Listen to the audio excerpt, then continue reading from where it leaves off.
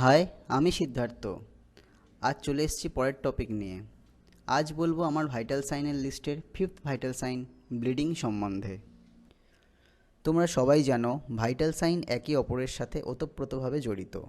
যেমন বিপি কমলে pulse rate বাড়ে, পালস রেট বাড়লে রেসপিরেটরি রেট বাড়ে, তেমনই টেম্পারেচার বাড়লে আবার পালস রেট বাড়ে।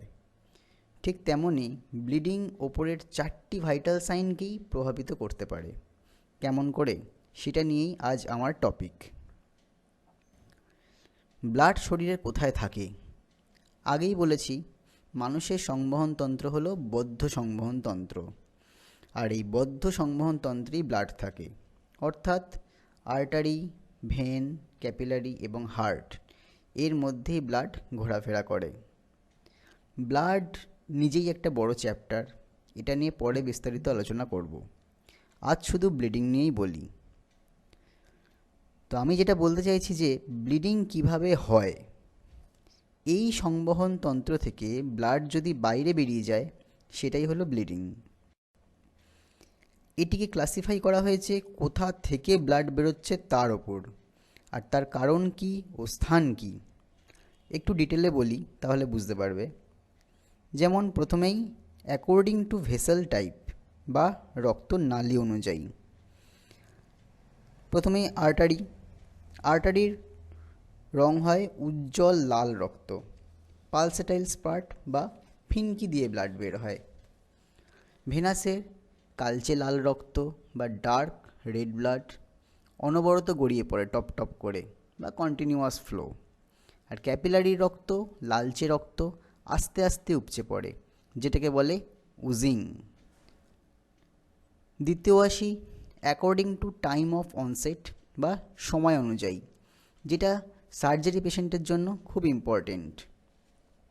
প্রথমে আসি প্রাইমারি ব্লিডিং বা প্রাইমারি হ্যামারেজ। এটি ঠিক আঘাত লাগার বা অপারেশন করার ঠিক সাথে সাথেই এই রক্তক্ষরণ শুরু হয়। এর কারণ হলো কোনো দুর্ঘটনা, কেটে যাওয়া বা সার্জারির সময় রক্তনালী সরাসরি কেটে গেলে বা ক্ষতিগ্রস্ত হলে এই ব্লিডিং হয়। এর সমাধান সাধারণত অপারেশনের টেবিলে সার্জেনেরা প্রেশার দিয়ে আর্টারি ফর্সেপ বা সুতো দিয়ে বেঁধে তখনই এটি বন্ধ করে দেন, যাকে বলে লাইগেশন। দ্বিতীয় হচ্ছে রিঅ্যাকশনারি হেমারেজ। এটি প্রাইমারি ব্লিডিং বন্ধ করার পর সাধারণত 24 ঘন্টার মধ্যে এই রক্তক্ষরণ আবার শুরু হতে পারে। বিশেষ করে প্রথম 4 থেকে 6 ঘন্টার মধ্যে এই ব্লিডিং শুরু হয়ে যায়। এর কারণ কি? অপারেশনের সময় ব্লাড প্রেশার কম থাকতে পারে, কিন্তু পরে যখন রোগীর ব্লাড প্রেশার আবার স্বাভাবিক বা বৃদ্ধি পায়, তখন জমাট বাঁধা ক্লটগুলো সরে যেতে পারে। এ কারণে ব্লিডিং হতে পারে। কিংবা রক্তনালী বাঁধার সুতো আলগা হয়ে গেলে ব্লিডিং হতে পারে। আর অপারেশনের পর রোগীর অতিরিক্ত কাশি, বমি বা ছটফটানির কারণে রক্তনালীর ওপর প্রেশার বাড়তে পারে, সেক্ষেত্রেও ব্লিডিং হতে পারে। টনসিল বা থাইরয়েড অপারেশনের পর এই ধরনের ব্লিডিং হওয়ার ঝুঁকি বেশি থাকে। তৃতীয় হচ্ছে সেকেন্ডারি হেমারেজ। এটি বেশ দেরিতে হয়, সাধারণত আঘাত বা অপারেশনের 7 থেকে 14 দিন পর এই রক্তক্ষরণ শুরু হয়। সেকেন্ডারি হেমারেজের প্রধান কারণ হলো ক্ষতস্থানে ইনফেকশন বা সংক্রমণ হওয়া। ইনফেকশনের কারণে রক্তনালীর দেয়াল দুর্বল হয়ে যায় এবং হঠাৎ করে সেখানে আবার প্রচুর রক্তপাত শুরু হয়। এতক্ষণ বলছিলাম according to time of onset বা সময় অনুযায়ী ব্লিডিংটা। এবার বলছি অ্যাকর্ডিং টু লোকেশন বা স্থান অনুযায়ী।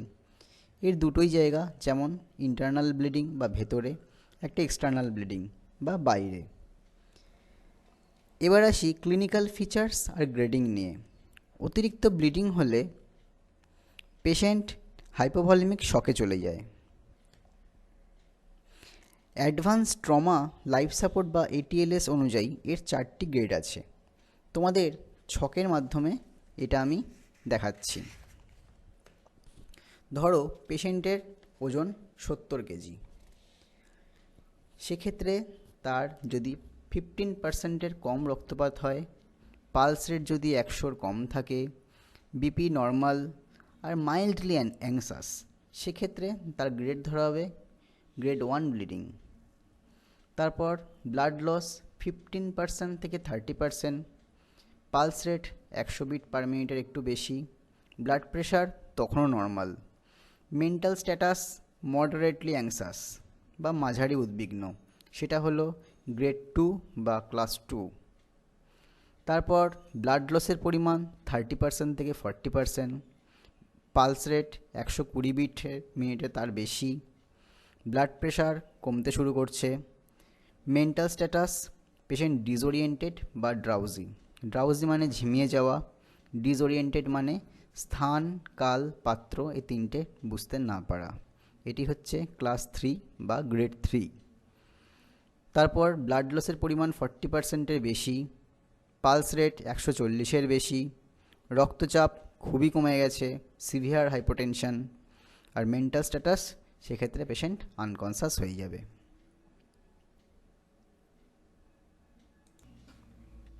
এবার ব্লিডিংয়ের লোকেশন নিয়ে বলি। প্রথমে আসি এক্সটার্নাল ব্লিডিং। যখন শরীরের চামড়া বা টিস্যু কেটে বা ফেটে গিয়ে রক্ত শরীরের বাইরে বেরিয়ে আসে, তখন তাকে বাহ্যিক রক্তক্ষরণ বা এক্সটার্নাল ব্লিডিং বলা হয়। এটা আমরা খালি চোখেই দেখতে পাই। এর কারণ কি? কেটে যাওয়া, ছড়ে যাওয়া, কোনো ধারালো অস্ত্রের আঘাত বা দুর্ঘটনার কারণে এটি ঘটে। এর লক্ষণ ক্ষতস্থান থেকে স্পষ্ট রক্তপাত হওয়া বা আঘাতের জায়গায় ব্যথা। এর প্রাথমিক চিকিৎসা একটি পরিষ্কার কাপড় বা গজ দিয়ে ক্ষতস্থান চেপে ধরতে হবে, রক্তপাত বন্ধ করার চেষ্টা করতে হবে। আক্রান্ত স্থানটি যদি সম্ভব হয় তবে হৃৎপিণ্ডের স্তরের চেয়ে উঁচুতে তুলে রাখতে হবে, মানে এলিভেট করে রাখতে হবে। ক্ষতস্থান পরিষ্কার করে ধুয়ে ডেটল বা অ্যান্টিসেপটিক লাগাতে হবে। আর ইন্টারনাল ব্লিডিং বা অভ্যন্তরীণ রক্তক্ষরণের ক্ষেত্রে যখন শরীরের ভেতর কোনো অঙ্গ, রক্তনালী বা টিস্যু ক্ষতিগ্রস্ত হয় এবং রক্ত শরীরের বাইরে না এসে ভেতরেই জমতে থাকে, তখন তাকে অভ্যন্তরীণ রক্তক্ষরণ বলে। এটি বাইরে থেকে সরাসরি দেখা যায় না বলে এটি অত্যন্ত বিপজ্জনক হতে পারে। এর কারণ কি? তীব্র ব্লান্ট ইনজুরি মানে ভোঁতা আঘাত, যেমন গাড়ি দুর্ঘটনা বা ওপর থেকে পড়ে যাওয়া। এটি গাড়ি এসে সজোরে পেটে ধাক্কা মারলো, পেটে কোথাও কাটেনি, কিছু হয়নি, কিন্তু পেটের ভেতরে কোনো একটা অর্গান ফেটে গেল। সাধারণত স্প্লিন এক্ষেত্রে বেশি ফেটে যায়। এছাড়াও শরীরের ভেতরের কোনো রোগ, যেমন পেটের আলসার, দীর্ঘদিন পেটে একটা আলসার হয়ে আছে, না খেয়ে খেয়ে পেটের মধ্যে একটা আলসার, সেখান থেকে আস্তে আস্তে ব্লিডিং হতে হতে সেটা বাড়তে পারে। এছাড়া কোনো ওষুধের পার্শ্ব প্রতিক্রিয়া, যেমন অনেকে ব্যথার ওষুধ খুব বেশি খায়, ব্যথার ওষুধ খেলে ওই স্টমাকে আলসার হতে পারে, সেক্ষেত্রেও সেখান থেকে ব্লিডিং হতে পারে। কি দেখে বুঝবে? ত্বকের নিচে নীল বা কালো দাগ পড়া, এক্ষেত্রে সুপারফিশিয়াল ত্বকে হাতে বা পায়ে আঘাত লাগলে যে লাল স্পট আমরা দেখি, এই ক্ষেত্রে সেটা দেখা যায়। মাথা ঘোরা, দুর্বলতা বা অজ্ঞান হয়ে যাওয়া, অতিরিক্ত ব্লিডিং হলে হাইপোটেনশন হবে, তখন দুর্বল হয়ে যাবে, অজ্ঞান হয়ে যাবে। কাশি বা বমির সাথে রক্ত আসা, যখন লাংসে আঘাত লাগবে বা বুকে আঘাত লাগবে, রিব ইনজুরি হবে বা ভেতরে কিছু হবে, তখন কাশির সাথে রক্ত আসতে পারে। মল বা মূত্রের সাথে রক্ত আসা, ত্বক ফ্যাকাশে হওয়া এবং ঠান্ডা হয়ে যাওয়া, দ্রুত শ্বাস প্রশ্বাস নেওয়া, এগুলো সবই শকের লক্ষণ, পরে আর একবার বলবো। সেখানে ত্বক ফ্যাকাশে, সিভিয়ার ব্লিডিং হলে একটা অ্যানিমিয়া হওয়ার চান্স থাকে, ত্বক ফ্যাকাশে হয়ে যাবে। অ্যানিমিয়া হলে হাতে পায়ে পেরিফেরাল ভেসেলগুলোতে রক্ত পৌঁছাবে না, হাইপোভলিমিয়া হবে, তার জন্য হাত পা ঠান্ডা হয়ে যাবে। দ্রুত শ্বাস প্রশ্বাস নেওয়া, আগেই বললাম। ব্লিডিং হলে পালস রেট বাড়বে, পালস রেট বাড়লে রেসপিরেটরি রেট বাড়বে, বিপি কমবে, সেইগুলোই হতে পারে আর কি। এর প্রাথমিক চিকিৎসা কি? অভ্যন্তরীণ রক্তক্ষরণ সন্দেহ হলে সঙ্গে সঙ্গে তাকে হাসপাতালে নিয়ে যেতে হবে, ঘরে এর কোনো চিকিৎসা সম্ভবই নয়। রোগীকে শান্ত রাখতে হবে, সোজা শুয়ে পা দুটো সামান্য উঁচুতে তুলে রাখা যেতে পারে।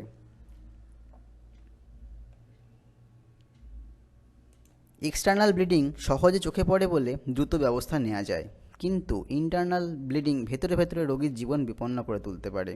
তাই এই ক্ষেত্রে ভাইটাল সাইন দেখা খুব জরুরি আর ডক্টরের পরামর্শ নেওয়া উচিত।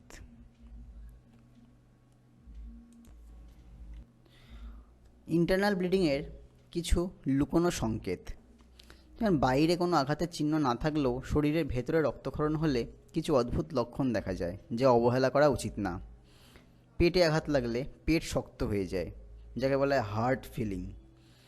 যখন পেটের প্যালপেশন পড়াবো তখন বুঝতে পারবে পেটকে তিন ধরনের, পেট প্যালপেট করলে বা অ্যাবডোমেন প্যালপেট করলে তিন ধরনের ফিলিং পাওয়া যায়, একটা হচ্ছে সফট, একটা হচ্ছে ফার্ম, একটা হচ্ছে হার্ড। ডিটেলে পরে বলবো। এক্ষেত্রে পেটে হার্ড ফিলিং হবে, মনে হবে শক্ত কোনো কাঠ বা বোর্ডের মতো শক্ত মনে হতে পারে পেটটা, এর মানে পেটের মধ্যে রক্তক্ষরণ হচ্ছে, পেটটা ফুলতে পারে। অকারণে অতিরিক্ত তৃষ্ণা, শরীরের ভেতর প্রচুর রক্তক্ষরণ হলে ব্লাড প্রেশার কমে যায়, যার ফলে রোগীর প্রচণ্ড জলতেষ্টা পায়। বিভ্রান্তি বা অস্থিরতা, মাথায় ঠিকমতো রক্ত না পৌঁছানোর কারণে রোগী উল্টোপাল্টা বকতে পারে বা তীব্র অস্থিরতা দেখাতে পারে, যেটা বললাম ডিসওরিয়েন্টেশন। আর ব্লিডিং নিয়ে সাধারণ কিছু ভুল যেগুলো করা যাবে না, যেমন নাক দিয়ে রক্ত পড়লে মাথা পিছনে হেলানো, এটি একটি মস্ত বড় ভুল। মাথা পিছনে হেলালে রক্ত পেটে বা ফুসফুসে চলে গিয়ে বমি বা শ্বাসকষ্ট হতে পারে। সঠিক নিয়ম হলো সামান্য সামনের দিকে ঝুঁকতে হবে এবং নাকের নরম অংশ 10 মিনিট চেপে ধরে রাখতে হবে। রক্তে যদি ভেজা কাপড় দিয়ে রাখো, সেটাকে পরে সরিয়ে নেওয়া। ক্ষতস্থানে রাখা কাপড় রক্তে ভিজে গেলে তা টেনে তুলবে না, এতে জমাট বাঁধা রক্ত আবার ব্লিডিং হয়ে যাবে। ভেজা কাপড়ের উপর আরও একটি পরিষ্কার কাপড় দিয়ে হালকা চেপে ধরতে হবে, তারপর আস্তে আস্তে নর্মাল স্যালাইন দিয়ে আস্তে আস্তে পরে ড্রেসিংয়ের সময় তুলতে হবে। আর ক্ষতস্থানে সরাসরি বরফ দেবে না, বরফ দিলে এতে টিস্যুর ক্ষতি হতে পারে। আর একটা জিনিস জেনে রাখো, কিছু মানুষের রক্ত সহজে জমাট বাঁধে না, যেমন হিমোফিলিয়া রোগে আক্রান্ত ব্যক্তি যারা হার্টের জন্য রক্ত পাতলা করার ওষুধ খায়, অ্যাসপিরিন বা ওয়ারফারিন, তাদের ক্ষেত্রে সামান্য কাটাও মারাত্মক হতে পারে, তাই দ্রুত চিকিৎসকের পরামর্শ নেওয়া প্রয়োজন। ব্লিডিংয়ের জন্য ফার্স্ট এড বক্সে কী কী রাখবে? হঠাৎ কোনো বড় দুর্ঘটনা বা রক্তক্ষরণ সামাল দেওয়ার জন্য ঘরে বা গাড়িতে একটি ফার্স্ট এড বক্স রাখা উচিত, যাতে নিচের জিনিসগুলো থাকবে। একটা স্টেরাইল গজ প্যাড, এটা ক্ষতস্থান চেপে ধরার জন্য। রোলার ব্যান্ডেজ, গজটাকে ধরে রাখার জন্য। মেডিকেল টেপ বা মাইক্রোপোর বা কাঁচি, ব্যান্ডেজ কাটা আটকানোর জন্য। টুর্নিকেট, হাত বা পায়ের বড় ধমনী কেটে গেলে রক্তপাত পুরোপুরি বন্ধ করার জন্য একটা ফিতে বা ব্যান্ড ব্যবহার করা হয়। আর অ্যান্টিসেপটিক লিকুইড বা ক্রিম, এটা ইনফেকশন রোধ করার জন্য। এবার বলবো ব্লিডিংয়ের প্যাথোফিজিওলজি বা বডিজ হিমোস্ট্যাসিস, বা শরীর নিজে থেকে কিভাবে ব্লিডিং বন্ধ করে। প্রথমেই হচ্ছে ভাস্কিউলার স্প্যাজম, যেমন রক্তনালী সংকুচিত হওয়া। রক্তনালী কেটে যাওয়ার সাথে সাথেই স্থানীয় স্নায়ুতন্ত্র এবং ক্ষতিগ্রস্ত কোষ থেকে কিছু রাসায়নিক পদার্থ, যেমন এন্ডোথেলিন এবং থ্রম্বক্সিন A2 নিঃসৃত হয়। এর কাজ কি? এগুলো ক্ষতস্থানের রক্তনালীকে সাময়িকভাবে সংকুচিত বা সরু করে দেয়। এর ফলে ওই নালী দিয়ে রক্তপ্রবাহ কমে যায়, যাতে সরাসরি রক্ত অপচয় না হতে পারে। 2 নম্বর, প্লেটলেট প্লাক তৈরি বা primary haemostasis or platelet plug formation. আমাদের রক্তের অন্যতম প্রধান উপাদান হলো প্লেটলেট বা অণুচক্রিকা। সাধারণ অবস্থায় এরা রক্তে ভেসে বেড়ায়, কিন্তু রক্তনালী ছিঁড়ে গেলে ভেতরের কোলাজেন স্তর উন্মুক্ত হয়ে পড়ে। প্রথমেই হয় অ্যাডিশন। রক্তে থাকা VWF ভন উইলিব্র্যান্ড ফ্যাক্টর নামক একটি প্রোটিনের সাহায্যে প্লেটলেটগুলো ওই উন্মুক্ত কোলাজেনের সাথে শক্তভাবে আটকে যায়। তারপর হচ্ছে অ্যাক্টিভেশন ও রিলিজ। আটকে যাওয়ার পর প্লেটলেটগুলোর আকার পরিবর্তন হয় এবং তারা নিজেদের ভেতর থেকে এডিপি এবং থ্রম্বক্সিন A2 রিলিজ করে। তারপর হয় অ্যাগ্রিগেশন। এই রাসায়নিক সংকেত পেয়ে আশেপাশের আরও হাজার হাজার প্লেটলেট ছুটে আসে এবং একে অপরের সাথে জুড়ে গিয়ে ক্ষতস্থানে একটি অস্থায়ী দেয়াল বা প্লেটলেট প্লাক তৈরি করে। 3 নম্বর হলো রক্ত জমাট বাঁধা, সেকেন্ডারি হিমোস্ট্যাসিস বা কোয়াগুলেশন ক্যাসকেড। অস্থায়ী প্লেটলেট প্লাকগুলি খুব বেশি শক্তিশালী হয় না। এটিকে স্থায়ী ও শক্ত করার জন্য শরীরের রক্তে থাকা বিশেষ কিছু প্রোটিন সচল হয়ে ওঠে, যাদের ক্লটিং ফ্যাক্টরস বলা হয়, যেটা 1টা থেকে 13টা অবধি থাকে। এটি 2টি ভিন্ন পথে শুরু হয়ে একটি সাধারণ পুলে এসে মেশে। প্রথম হচ্ছে ইন্ট্রিনসিক ও এক্সট্রিনসিক পাথওয়ে। টিস্যু আঘাতপ্রাপ্ত হলে এক্সট্রিনসিক, এবং রক্তের ভেতরে কোলাজেন উন্মুক্ত হলে, যেটা হলো ইন্ট্রিনসিক। এই ফ্যাক্টরগুলো একের পর এক সচল হতে থাকে, যেমন একটি ডোমিনো এফেক্ট। তারপর হয় থ্রম্বিন তৈরি। এই চেনের শেষ প্রান্তে এসে প্রথম বিন রূপান্তরিত হয় থ্রম্বিনে। তারপর হয় ফাইব্রিন জালিকা। এই থ্রম্বিন তখন তরল ফাইব্রিনোজেনকে শক্ত সুতোর মতো ফিব্রিনে পরিণত করে। একে ফাইব্রিনের সুতোগুলো প্লেটলেট প্লাগের ওপর একটি জাল তৈরি করে রোহিত রক্তকণিকাকে আটকে ফেলে এবং রক্তকে পুরোপুরি জমাট বাঁধিয়ে দেয়। এটাই হয়ে যায় পুরো ক্লট। 4 নম্বর, ক্ষত নিরাময় ও ক্লট অপসারণ, যেটাকে বলা হয় ফিব্রিনোলাইসিস। রক্তপাত পুরোপুরি বন্ধ হয়ে যাওয়ার পর যখন রক্তনালীর দেয়াল নিজে নিজেই মেরামত হওয়া শুরু করে, তখন ওই জমাট বাঁধা রক্ত বা ক্লটটির আর প্রয়োজন থাকে না। শরীর তখন প্লাজমিন নামক একটি এনজাইম তৈরি করে, যা ধীরে ধীরে ওই ফাইব্রিন জালিকাটিকে গলিয়ে দেয়, যাকে বলা হয় ফিব্রিনোলাইসিস। এর ফলে রক্তনালীর ভেতর দিয়ে আবার স্বাভাবিক রক্ত চলাচল শুরু হয়। কখন এই প্যাথোফিজিওলজি ভেঙে পড়ে, বা হোয়েন ব্লিডিং বিকামস আনকন্ট্রোলড? যদি উপরের এই সুশৃঙ্খল প্রক্রিয়াটির কোনো একটি ধাপে সমস্যা হয়, তবে রক্তপাত বন্ধ হতে চায় না। যেমন ফ্যাক্টরের অভাব বা haemophilia.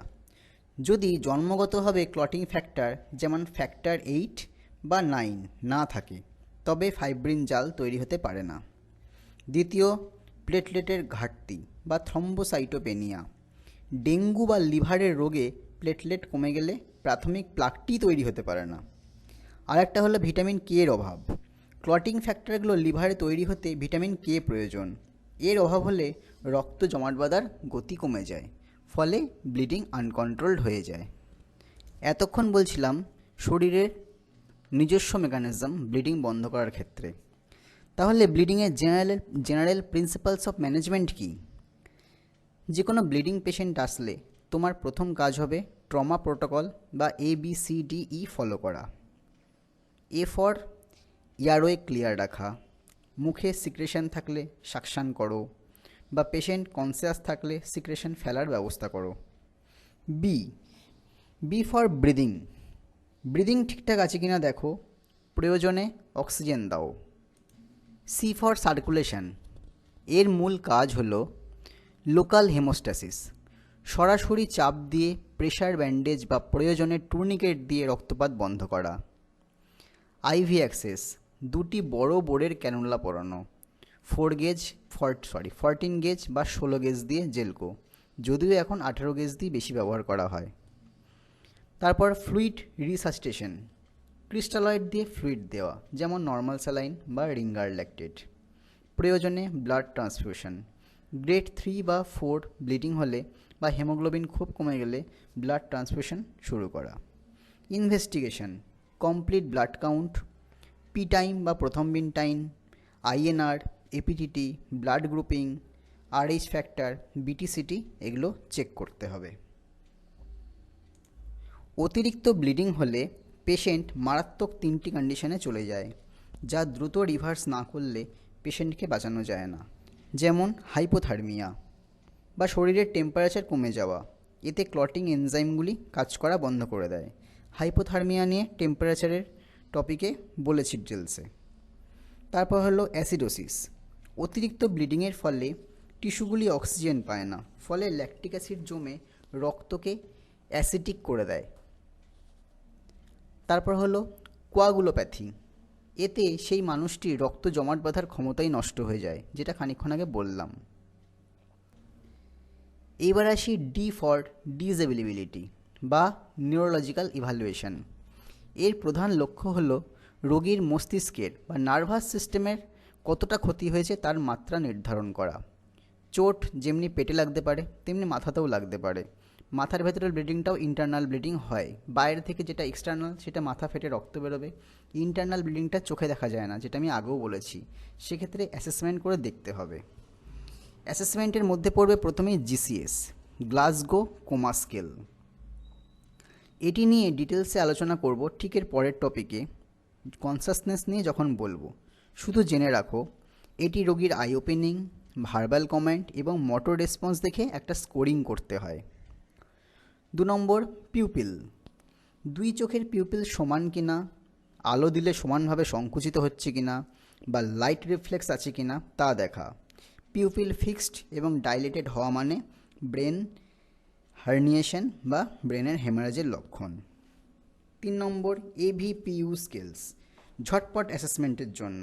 A for alert, B for responding to voice, P for responding to pain, আর U ফর আনরেসপন্সিভনেস, আর E ফর এক্সপোজার এবং এনভায়রনমেন্টাল কন্ট্রোল। এর প্রধান লক্ষ্য হল পুরো শরীর ভালোভাবে পরীক্ষা করা এবং হাইপোথার্মিয়া প্রতিরোধ করা। কিভাবে করবে? রোগীর সমস্ত জামাকাপড় কেটে পুরো শরীর ভালোভাবে দেখতে হবে, যেন কোনো লুকোনো ইনজুরি বাদ না পড়ে। তারপর পরীক্ষা শেষ হওয়া মাত্র রোগীকে গরম কম্বল দিয়ে ঢেকে দিতে হবে, কারণ যেমন আগেও বলেছি, ট্রমা রোগীর ক্ষেত্রে হাইপোথার্মিয়া, কোয়াগুলোপ্যাথি এবং অ্যাসিডোসিস মিলে ট্রমা ট্রায়াড অফ ডেথ তৈরি করে, যা রোগীকে মৃত্যুর দিকে ঠেলে দেয়। আর ব্লিডিংয়ের ডেফিনিটিভ ম্যানেজমেন্ট হলো সার্জারি বা প্রসিডিওরের ক্ষেত্রে 1 নম্বর অপারেটিভ, লাইগেশন বা ভেসেল বেঁধে দেওয়া, ডায়াথার্মি বা পুড়িয়ে দেওয়া, বা সুচারিং মানে সেলাই করে দেওয়া। দ্বিতীয় ফার্মাকোলজিক্যাল, যদি ফিব্রিনোলাইসিস হয় তাহলে টেনেক্সামিক অ্যাসিড জাতীয় মেডিসিন, আর কোয়াগুলোপ্যাথি থাকলে ভিটামিন কে বা প্লাজমা দেওয়া হয়। অবশ্যই চিকিৎসকের পরামর্শগুলো দেওয়া উচিত। ব্লিডিংয়ের গুরুত্বপূর্ণ কিছু টার্মস, যেমন বমির সাথে রক্ত, ব্লাড ভমিটিং, একে বলা হয় হেমাটেমেসিস। সাধারণত এর কারণ আপার জিআই ব্লিডিং। তারপর 2 নম্বর কালো আলকাত্রার মতো চটচটে দুর্গন্ধযুক্ত পায়খানা, একে বলা হয় ম্যালেনা। এর কজও আপার জিআই ব্লিডিং, কারণ আপার জিআইতে ব্লিডিং হলে তবেই সেটা যখন স্টুল হিসাবে বেরোবে সেটা রঙটা তখন লাল থাকবে না, সেটার রঙ তখন কালো হয়ে যাবে, পুরনো রক্তের রঙ যেমন কালো হয়ে যায়। ম্যালিনার এটাই বৈশিষ্ট্য, টিপিক্যাল আলকাত্রার মতোই হবে। যদি শক্ত কালো পায়খানা হয় তবে কিন্তু সেটা ম্যালেনা নয়।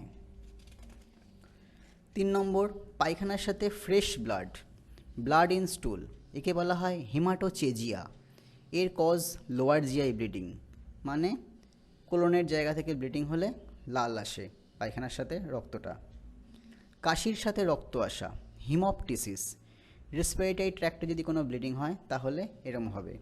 সাধারণত টিবি রোগীর ক্ষেত্রে হয়, ব্রঙ্কিয়েক্টাসিস, ম্যালিগন্যান্সি থাকলে কাশির সাথে রক্ত আসতে পারে। প্রস্রাবের সাথে রক্ত বা ব্লাড ইন ইউরিন, একে বলা হয় হেমাচুরিয়া। এর সাধারণত কারণগুলি হলো ইউরিনারি ট্র্যাক্ট ইনফেকশন, প্রস্টেটোমেগালি থাকলে, ইউরেথ্রাল ইনজুরি হলে, আর ব্লাডার স্টোন থাকলে। নাক দিয়ে ব্লিডিং, একে বলা হয় এপিস্ট্যাক্সিস। এর সাধারণত কারণ হাইপারটেনশনের জন্য নাকের রক্তজালিকা ছিঁড়ে যায়, সেক্ষেত্রে নাক দিয়ে ব্লিডিং আসতে পারে। ট্রমা থাকতে পারে, ক্রনিক রাইনাইটিস থাকতে পারে, বা সাইনোসাইটিস থাকতে পারে। কখন ঘরে চিকিৎসা সম্ভব নয়, হাসপাতালেই ভর্তি করতে হবে, জেনে রাখো। ছোটোখাটো কাটাছেঁড়া ঘরেই ঠিক হয়ে যায়, তবে কয়েকটা পরিস্থিতিতে এক মুহূর্তও দেরি না করে রোগীকে হাসপাতালে ট্রান্সফার করা উচিত। যদি ক্ষতস্থান একটানা 10-15 মিনিট চেপে ধরে রাখার পরও রক্তবন্ধ না হয়, যদি রক্ত ফিনকি দিয়ে বেরোয়, মানে ধমনী ছিঁড়ে গেছে বা আর্টারি ছিঁড়ে গেছে, সেক্ষেত্রে যদি ক্ষতের মুখটি অনেক বড় হাঁ হয়ে থাকে, যার জন্য সেলাই বা স্টিচ লাগবে, যদি ক্ষতের ভেতরে কোনো কাঁচ, লোহা বা ময়লা আটকে থাকে যা সহজে বের করা যাচ্ছে না, সেক্ষেত্রেও ভর্তি করা প্রয়োজন।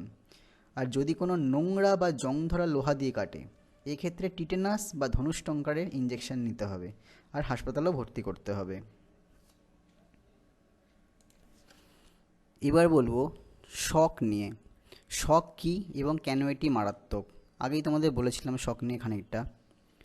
যখন শরীর থেকে অতিরিক্ত রক্তক্ষরণ হয়, তা এক্সটার্নাল হোক বা ইন্টারনাল, তখন শরীরের গুরুত্বপূর্ণ অঙ্গগুলো যেমন হার্ট, ব্রেন, কিডনি, এগুলোতে রক্ত ও অক্সিজেনের সরবরাহ মারাত্মকভাবে কমে যায়। এই অবস্থাকে চিকিৎসা বিজ্ঞানে হাইপোভলিমিক শক বলা হয়। শকের লক্ষণগুলি কী কী? ত্বক ফ্যাকাশে, ঠান্ডা এবং চটচটে হয়ে যায়, কোল্ড ক্ল্যামি এক্সট্রিমিটিস। নাড়ির স্পন্দন বা পালস অত্যন্ত দ্রুত এবং দুর্বল হয়ে যায়, মানে ট্যাকিকার্ডিয়া আর হাইপোটেনশন। ঘন ঘন অগভীর শ্বাস প্রশ্বাস নেওয়া, ট্যাকিপনিয়া, প্রচণ্ড দুর্বলতা, মাথা ঘোরা এবং এক পর্যায়ে অজ্ঞান হয়ে যাওয়া, সেই মাথায় রক্ত পৌঁছতে না পারার কারণে অজ্ঞান হয়ে যাওয়া। এক্ষেত্রে রোগী শকে চলে গেলে তাকে সোজা শুয়ে দাও, পা দুটো মাটি থেকে বা একটু ওপরে তুলে রাখো যাতে রক্তটা মাথায় পৌঁছতে পারে। তাড়াতাড়ি হাসপাতালে চিকিৎসা করানোর প্রয়োজন বিপি তোলার জন্য এবং পেশেন্টকে ব্লিডিং বন্ধ করার জন্য বা ব্লাড ট্রান্সফিউশন করানোর জন্য। আজ এই পর্যন্তই।